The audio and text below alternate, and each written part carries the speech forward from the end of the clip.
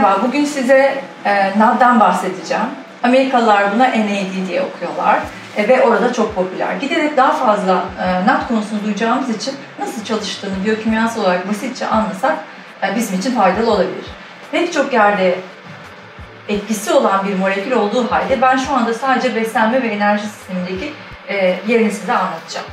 Şimdi bizim enerjiden bahsettiğimiz için enerjiyi nerede ürettiğimizi hatırlamamız lazım.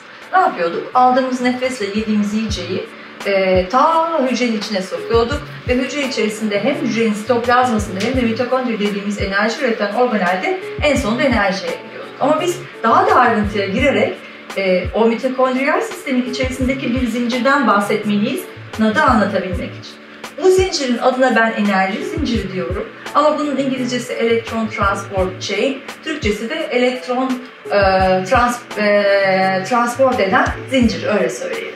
Şimdi bu zincirin başından yiyecekler giriyor, sonundan enerji çıkıyor.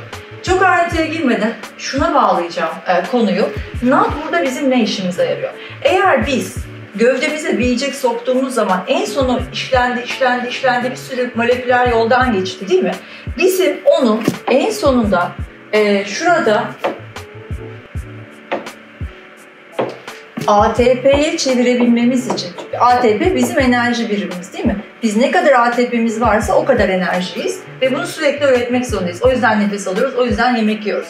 Şimdi yemeğin ATP olabilmesi için bir sürü geçtiği yol var. Ama bizim NAD'la ilgili bugün öğreneceğimiz kısım en son kısım. Yani enerji zincirindeki en son kısım. ATP'den hemen öncesi. Yiyecek bu zincire farklı noktalardan girebilir. Bu zincirin üstünde 5 tane farklı istasyon var. Fabrikanın bacaları gibi düşünelim. Sadece 5. bacadan biz ATP üretebiliyoruz. Geri kalan yerlerde daha hala ham maddeyi sokuyor pozisyonundayız.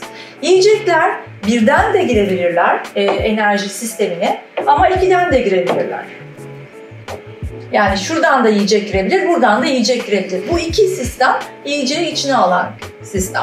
Biz şimdi birinci sistemi konuşuyoruz çünkü özellikle bu sistemi çok kullanıyoruz ve bütün karbonhidratlar bu sistemden giriyor.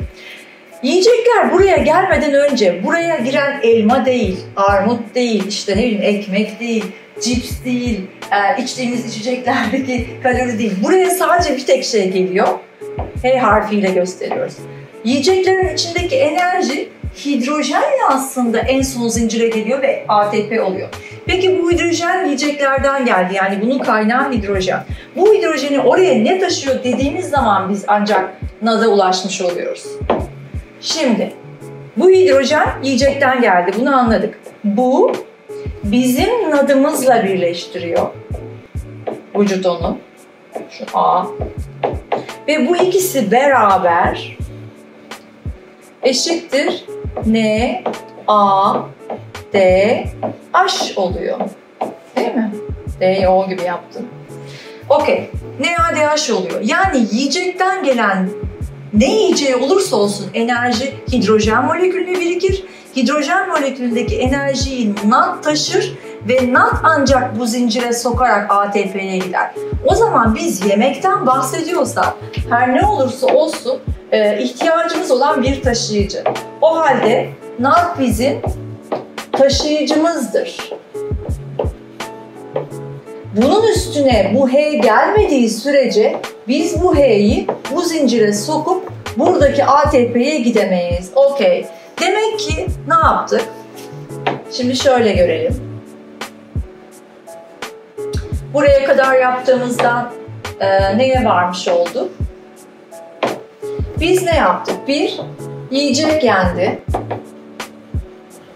2. Yiyeceğin aşları, hidrojenleri ayrıştırıldı. Dediğim gibi yağ olsun, elma olsun, armut olsun, kurabiye olsun fark etmez. Hepsinden aşlar çıkıyor. Bu aşları zincire sokabilmemiz için bir taşıyıcı lazım, sırtına binecek. Bizim taşıyıcımızın adı NAD'dı. Ve bunun tepesine bindi. Beraberce N, A, D, H oldular. Hop, oradan da arzu ettiğimiz ATP'miz oldu. Buraya kadar her şey normal. Biz bunları ne yapıyormuş? Hidrojenleri yiyeceklerden alıp enerjiye çevirmek için bir taşıyıcı olarak görev alıyormuş. Bizim NAD'ımız var. Niye NAD almaktan konuşuyoruz? NAD'ın önemi nerede? Nedir buradaki NAD'la ilgili mesele? Zaten bu iş oluyor derseniz mesele şu. Şimdi bu NAD'ın zincirin başından girip sonundan, yani buradan girip buradan enerjiyi taşıyıp dönüyor ya, bu bir döngü. Yani bizim bir zincirimiz var sürekli olarak yenilenen. Zincirde NAD olarak giren NADH oluyor. NADH tekrar başından ATP yaptığı için, çünkü yiyecekteki enerji buradaydı, tekrar NAD haline geliyor. Demek ki bizim yiyecekten önceki açlık halindeki NAD'ımız yiyeceğin hidrojenini aldı, ATP oldu, tekrar NAD oldu. Demek ki bunların sürekli birbirlerine dönüşmesi ve NAD ve NADH arasında bir denge olması lazım. Birebir zannediyoruz ama mesele öyle değil. İşte burada dengede bir sorunumuz var. Bu konu birebir olmuyor. Bu konuda oran birazcık daha farklı. NAD'ımızın NADH'ımıza oranının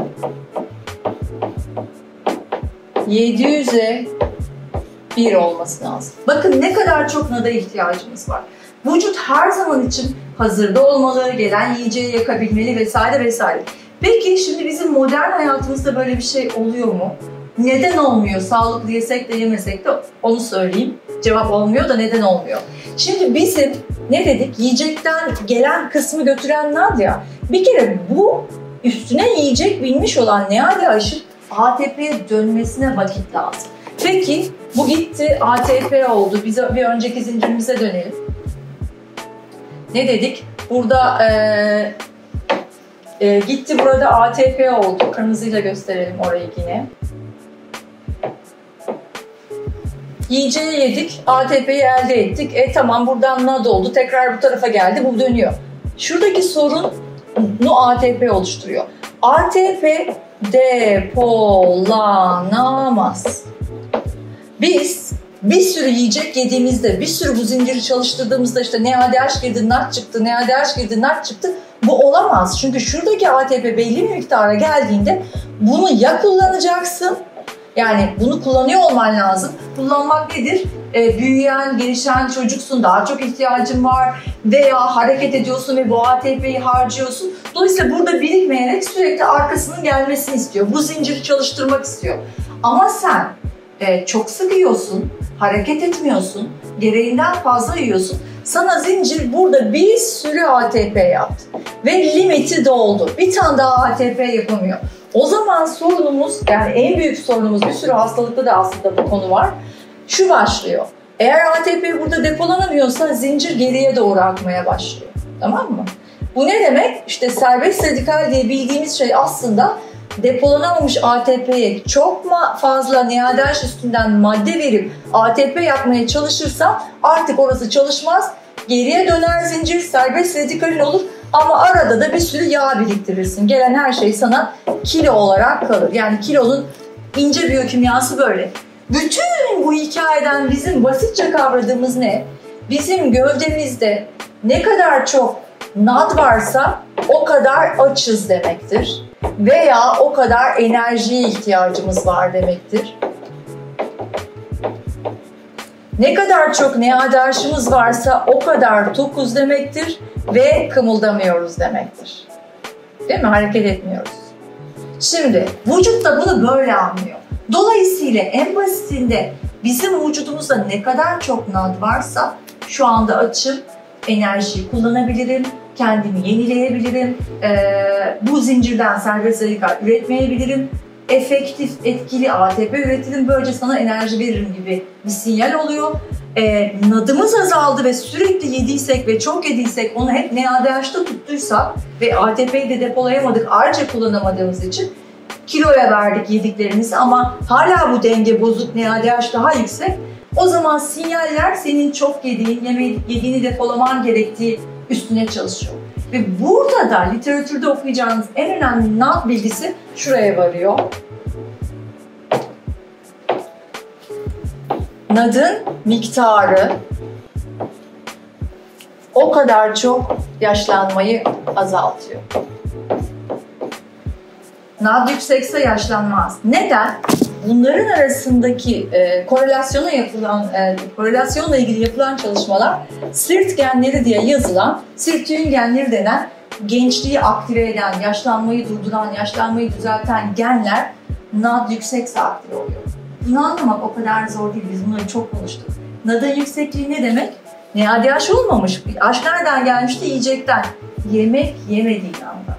Aç olduğun anda tabii ki onlar bittiği için, NADH'lar kullanılır bittiği için geriye NAD kalacak. Yani gövdende açlıkla yükselttiğin NAD senin vücuduna artık yemeği enerjiye çevirmekle uğraşmıyorum, bu zinciri meşgul etmiyorum, bu zincirden fazla serbest radikal üretmiyorum. Ben artık yenilenme, rejenere olma ve hayatta kalma, gençleşme genlerimi aktive etmek istiyorum sinyalini vücuda veriyor. O yüzden gece açlığı iyi, o yüzden geceye doğru yaklaştığımızda akşamüstünden sonra yememek iyi. O yüzden bu intermittent açlıklarla uzun aralıklar verilerek bir şeyler yapılmaya çalışıyor sağlıkla ilgili. En eskiye dönersek kalori kısıtlaması denen şeyin faydası zaten bu.